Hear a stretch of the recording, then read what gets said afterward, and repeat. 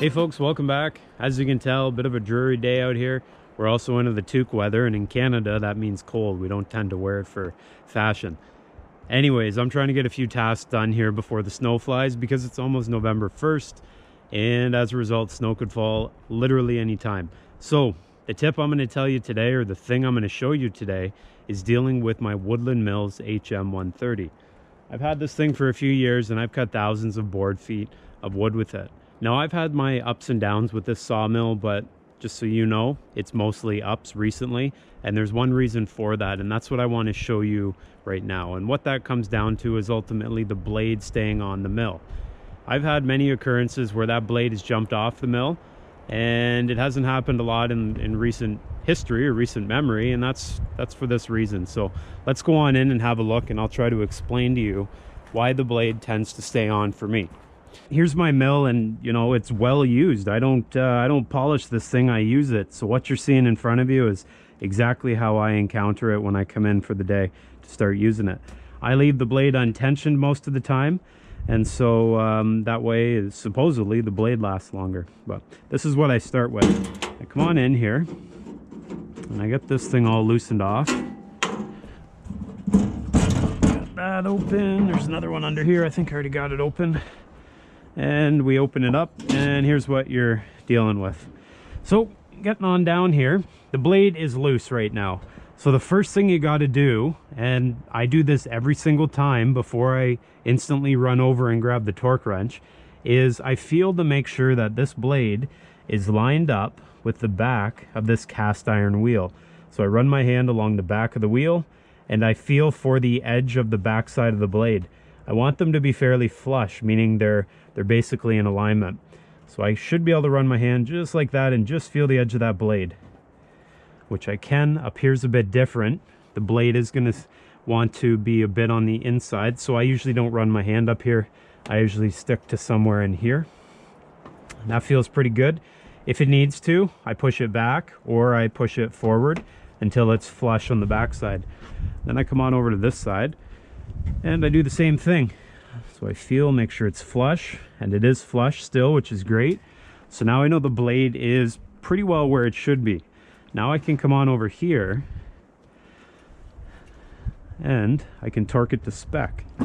Now this is the torque wrench I use. This is a Husky from Home Depot. I've got it set to 25 foot-pounds. That's what they call for. And obviously I'm going to go till I hear the click.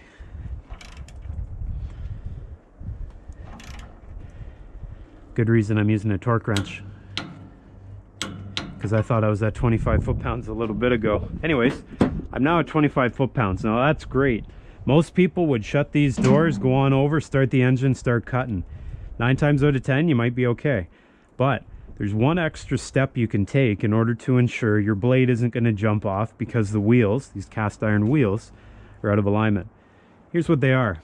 I start by putting on a glove or two. It's probably full of mice this time of year.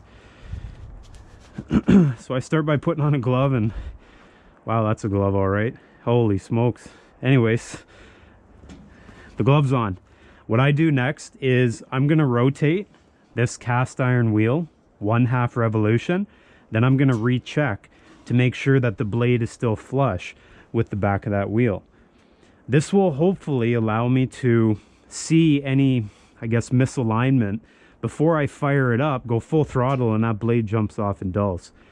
When I'm doing this, I stand behind this door, and it's just sort of a personal preference. If this blade were to jump off, keep in mind it's tensioned. It won't have the chance to hit my legs. Another reason I wear a glove is this blade, if it jumps off, it's not going to hit my hand. Okay, so I'm going to rotate it 1/2 turn. That's 1/2 turn. Now, what I should have been looking for as I was rotating is to see whether this blade came outwards or moved inwards on either of the two wheels. If I notice that instantly, I have to stop what I'm doing because I now know the wheels are out of alignment. And then I'm going to come back over here to this bolt in order to make some fine-tuning adjustments to the alignment of this wheel. Now, what you should have done from the very beginning when you set up this mill is align that wheel. In my experience, once that wheel's set up, I don't touch it again. All fine tuning for when I put on new blades, or even fine tuning for the day, happens with this wheel. How you're going to learn how to align that properly is with this thing. And I hope yours doesn't look as moldy as mine. Probably should have taken it in the house. But you're going to read this thing because there's some good instructions in here. Oh, there's some good instructions in here dealing with the alignment of that particular wheel. Anyways, let's get back to where I was. Let's assume you rotated it 1/2 revolution. You didn't see any big movement in the blade. You didn't see it move in or out. The next thing I'm going to do, taking my hand, I'm going to run it along the back of that wheel, and I'm going to feel whether it's flush with the back of the blade. I'm going to do that on both sides. For me, it feels pretty good. What I'm going to do then, I'm going to stand behind the old trusty safety gate, I'll call it, and I'm going to rotate it 1 full revolution. And I'm watching both sides. I'm watching the blade, and I'm watching the blade. And it's going to take a little bit of oomph to turn this. And for safety measures, although I doubt it would ever happen, you may want to pull the distributor cap off the engine, because in essence you are turning the crankshaft on the engine. That's a whole nother story. So I just rotated this 1 full revolution. If I didn't see any blade movement here, that's good. With my hand, I'm going to check for alignment again. Blade, the back of it, should be flush with the back of this cast iron wheel. For me, perfect. Over here, perfect. Now, I'm confident that when I fire this thing up, it's not going to jump off the wheels, because I've just done a full revolution of it and it didn't move. Just to be double sure, and I tend to do this from time to time, instead of just rotating once, I'll do it a few more times. I'll put it around 3-4 times, and I'll just make sure it hasn't moved a cinch.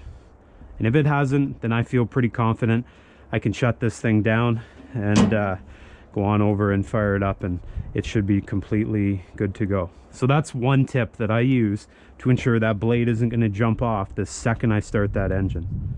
Now, the second and final thing I'm going to tell you about this mill that's going to save you maybe some headache, especially for those who are struggling to keep the blade on, is dealing with retorquing. This is especially true when you put a new blade on. So let's pretend you just got a blade out of the box, you installed it, and it's working good. After you make that first cut with that blade, and I don't mean first log cut, I mean first pass through the wood with it, turn the engine off and check the torque again with your torque wrench. In my experience, if you retorque the blade after the first pass of that new blade, you're going to catch any slacking of that blade before it gets so slack that it comes off the wheels. What I also do is, after I've cut my first log, so whether that's 5 or 6 or 7 passes through the wood from brand new, I then retorque again.